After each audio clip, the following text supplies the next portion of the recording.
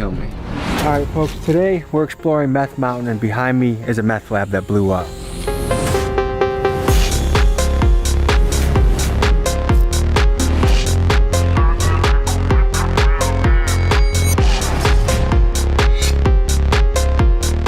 And then they put a gun to his back and said, let's go.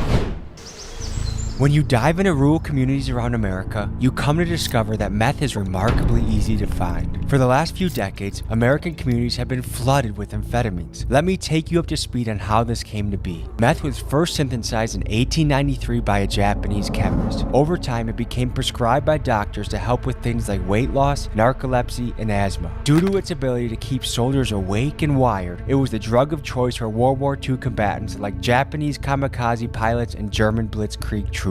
For the years leading up to the 1980s, the flow of amphetamines was in large part controlled by motorcycle gangs like the Hells Angels. However, in the 1990s, Big Pharma took over as the leading supplier when they created drugs like Adderall and Ritalin. These drugs are chemically similar to meth, and they are prescribed by doctors to millions of American youth to combat things like ADHD. So much so that a 2016 article by the New York Times referred to millennials as Generation Adderall. This trend made Big Pharma billions of dollars. For today's story, we go explore Meth Mountain, a place in Alabama that earned its name due to the amount of meth labs and meth users. All of what you are about to see are for educational purposes only.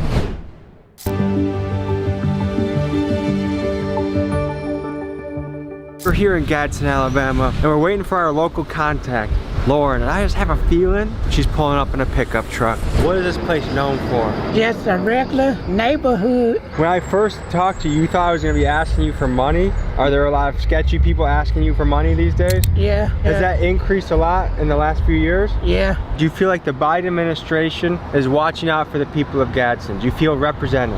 Yes. If Trump came back into office, how would you feel about that? Tell the truth, I feel bad. Why is that? He wasn't doing what he was supposed to do.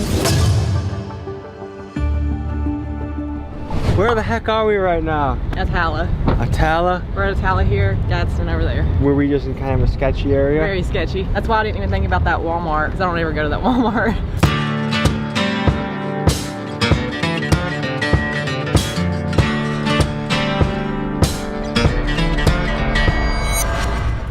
And what percent of locals do you think know it as Meth Mountain? Everybody. So from what I understand, you have to be pretty smart to figure out how to make it. Like, it's not an easy thing to make. I've never tried to make it, but I know people who have made it. I mean, it's chemistry and a lot of math and a lot of knowing what mixes together and what doesn't. Because if it goes wrong, things can go kaboom.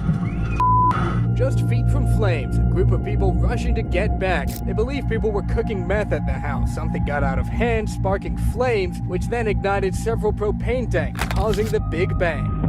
Whoa! Whoa! Quickly. And are there places around here that have blown up from a meth lab gone wrong? Oh yeah, we've had the fire department has had to respond to several. They will be busting a lab. When the people run, everything kind of turns, knocks over, things mix, causes it to blow up. And then they have another kind that's different than an actual lab. It's called shake and bake, and you add everything into a 2-liter and shake it. Okay.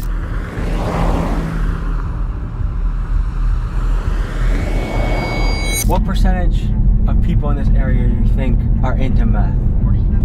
So what got you into it and what got you out of it? Well, I'm from Kentucky, so for me it was opiates, Oxycontin. It was $2 a milligram, so just one 80 milligram was $160. How long would that last, buddy? I mean, I would have to have 4 or 5 a day. So, and See a Confederate I was about flag? to say, yeah, that's what I was going to point out. You'll see a lot of that covering up a lot of windows. That's pretty popular here? Yeah. Racks on the nigga all blue like bonnets. When he ran it up, I ain't even have an option. He say he won't smoke, now his ass in the coffin. Where are we right now? Here, just outside of Atala, Alabama, community called Sand Valley. Some of the locals told us that this place is also known as Meth Mountain to some people. That's Meth Mountain. You're a firefighter, I take it? Yes, sir. Is that where a lot of your calls are for meth related? Or Meth Mountain. That's what's crawling through the town? Yeah. How recently has that changed?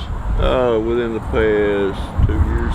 How long have you been a firefighter for? 25 years. Okay, have you ever gone to a call where a meth lab blew up?